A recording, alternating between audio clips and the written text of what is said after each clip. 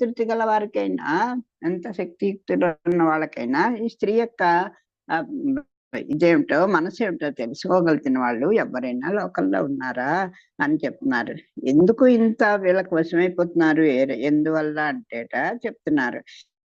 ఆ స్త్రీల యొక్క విలాసాలు చాలా విచిత్రమండి. ఖండ శర్కర తోడని కలహించు పలుకులు. ఒక చిన్న పట్టి బెల్లం ముక్క నోట్లో వేసుకుంటే ఎంత అణువణువు ఆ రసాస్వాదన చేస్తాం కదా!